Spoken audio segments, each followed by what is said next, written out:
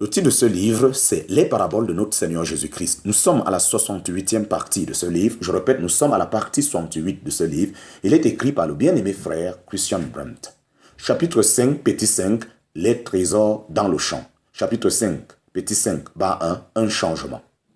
À partir du verset 36 du chapitre 13 de Matthieu, intervient un changement très significatif, portant tant sur le lieu que sur les personnes. Il se manifeste par les mots-clés, la mer, la maison et la foule, les disciples.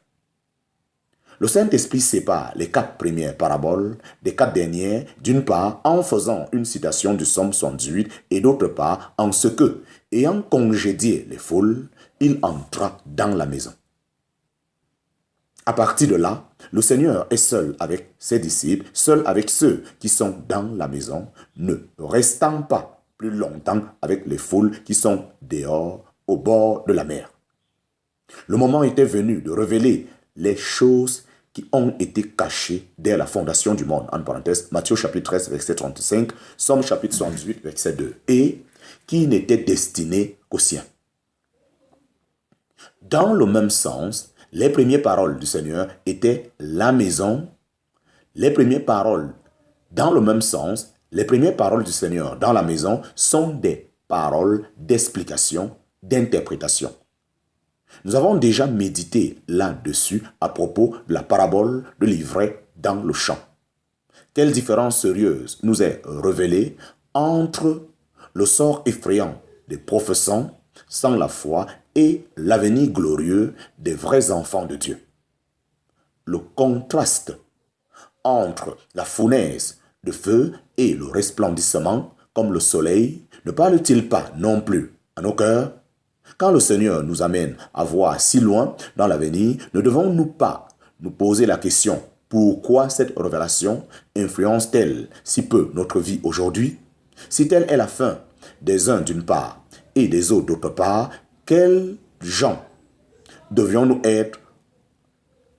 Quels gens devrions-nous être en sainte conduite et en piété, en parenthèse, 2 Pierre chapitre 3, verset 11.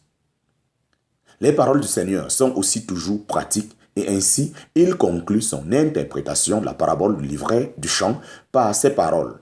Qui a des oreilles pour entendre, qu'il entende. En parenthèse, Matthieu chapitre 13, verset 43. Il voudrait que nous tenions compte des avertissements contenus dans la parole. Écouter avec foi et tirer parti des paroles du Seigneur, c'est ce qui caractérise les croyants en tout temps, tandis que les incrédules vont leur chemin vers la perdition sans tenir compte de rien. Chapitre 5, petit 5, sous 1, bas 1. Chapitre 5, petit 5. Chapitre 5, petit 5, sous 1, bas 1. Dans la maison, dans la maison. Dans les 3 paraboles de l'ivraie du champ, du grain de moutarde et du levain, le Seigneur a fait voir le développement extérieur du royaume des cieux. Il n'a pas prévu un bon développement et nous pouvons bien penser que son cœur en était triste.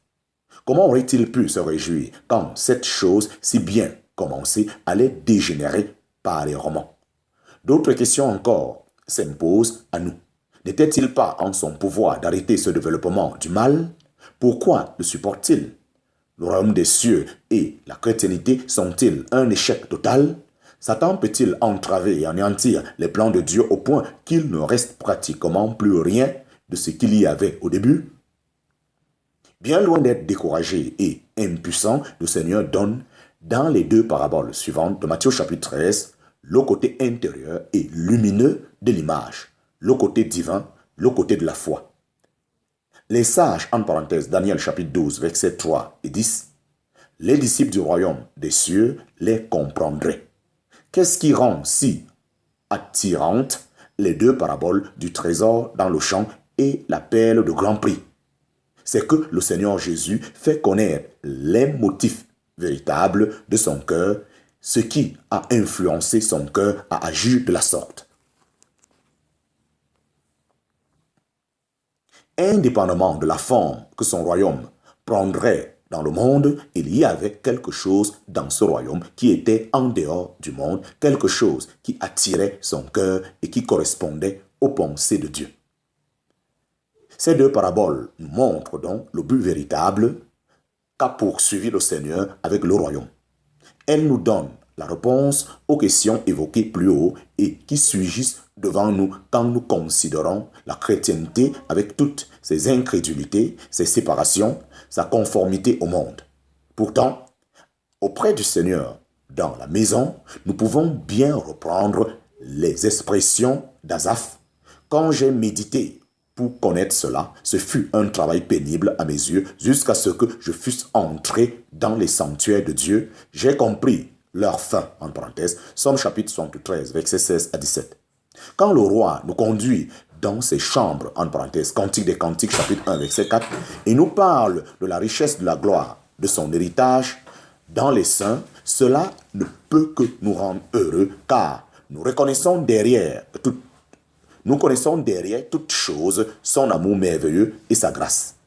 Le Seigneur part de ce que ses disciples comprendraient, ce qui était véritablement l'objet de son cœur et de ce qu'il ferait la différence entre le champ et le trésor qu'il contient. Oui.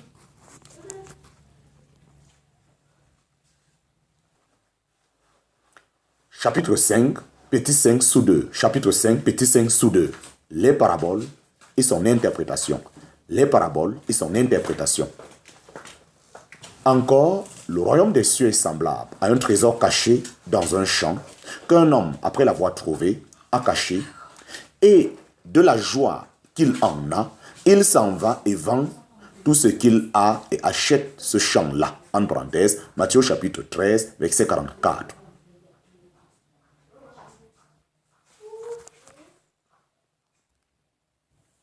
En Orient, il est courant, en cas de danger, d'enterrer les objets précieux, par exemple les bijoux et les pierres précieuses. On a même rapporté que des gens riches partageaient souvent leur richesse en trois. Avec le premier tiers, ils faisaient des affaires. Avec le second tiers, ils achetaient des pierres précieuses pour servir au cas où ils seraient obligés de fuir. Quant au troisième tiers, ils l'enterraient. Quelquefois, il arrivait que le propriétaire meure ou que la fuite échoue et personne, hormis lui, ne savait rien du trésor enterré. C'est la situation qui sert de point de départ à la parabole du Seigneur. Mais il n'y a pas qu'en Orient qu'on se conduit ainsi. J'ai le souvenir vers la fin de la Seconde Guerre mondiale, peu avant l'invasion de l'armée russe, que mes parents enterrèrent dans le jardin derrière la maison le peu de biens qui leur restait, ainsi que des documents. Et je me souviens des officiers russes piquant le sol avec leur épée pour repérer des biens enterrés. Mais ils ne les trouvèrent pas, ce dont nous avons remercié le Seigneur.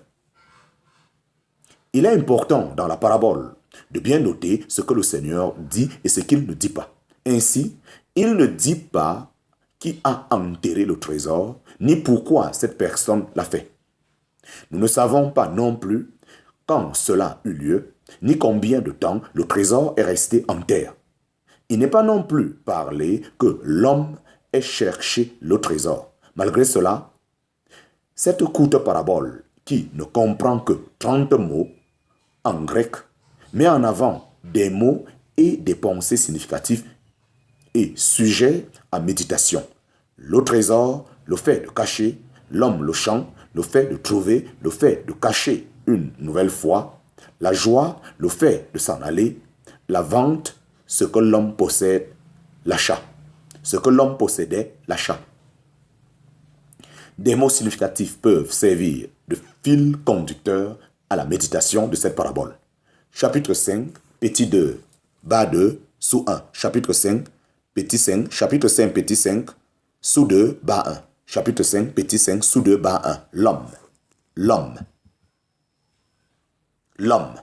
En premier lieu, posons la question. Qui donc est cet homme qui a vendu tout ce qu'il avait pour acheter un champ? Ce qui vient de suite à l'esprit est qu'il s'agit du même homme que dans la parabole de l'ivraie. Cette expression « un homme » est déjà utilisée dans cette parabole de livret, en parenthèse, Matthieu chapitre 13, verset 24. Et elle est appliquée plus loin directement au Fils de l'homme, en parenthèse, Matthieu chapitre 13, verset 37.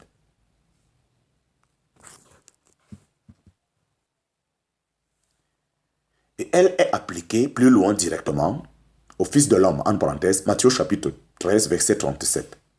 On retrouve cette expression dans la parabole du grain de moutarde, en parenthèse, Matthieu chapitre 13, verset 31, et nous avons vu qu'elle visait déjà là le Seigneur Jésus. La première parabole, sous la forme du semeur, nous avait aussi déjà présenté la même personne et son activité. Il n'y a donc aucun doute permis que l'homme qui a vendu tout ce qu'il avait et a acquis avec cela un champ est une image de la personne et de l'œuvre de notre Seigneur et Sauveur. Nous allons le trouver confirmé par plusieurs détails. Il est d'autant plus étrange que, de tout temps, dans la chrétienté,